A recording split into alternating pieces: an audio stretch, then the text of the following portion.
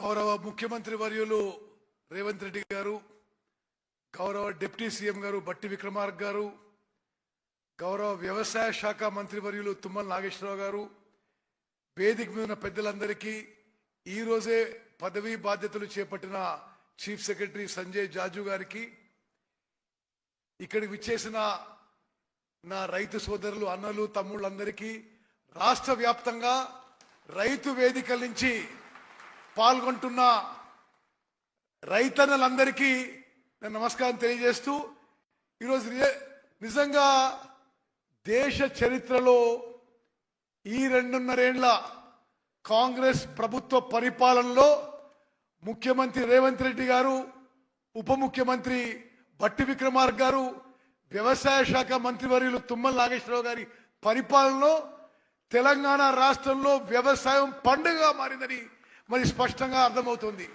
ఈ రోజు మొదలు పెట్టుకొని 9 రోజుల పాటు 9,000 కోట్ల రూపాయలు రైతు భరోసా కింద తెలంగాణ రైతాంగానికి ఇస్తున్న గొప్ప ప్రభుత్వం మన కాంగ్రెస్ ప్రభుత్వం అనే విషయం నేను మనం చేయాలి.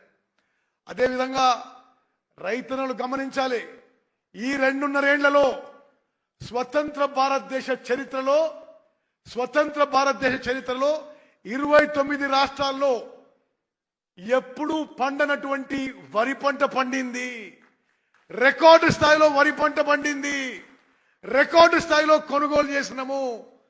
సుమారు ఈ 2.5 ఏళ్లలో 80,000 కోట్ల రూపాయలు 80,000 కోట్ల రూపాయలు వరి కొనుగోలుకి నేరుగా రైతులకి చేరిన విషయం నేను గుర్తు చేస్తున్నా.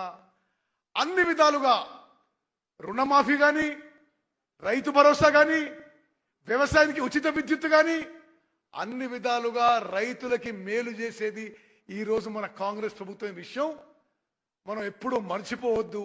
అదేవిధంగా ఈ వానాకాలం పంటకి నేను సవినయ విజ్ఞప్తి చేస్తున్నా. బయట మార్కెట్, అంతర్జాతీయ మార్కెట్, దేశీయ మార్కెట్ అనుగుణంగా 7 రకాల సన్నాల వెరైటీలు ప్రకటించడం జరిగింది.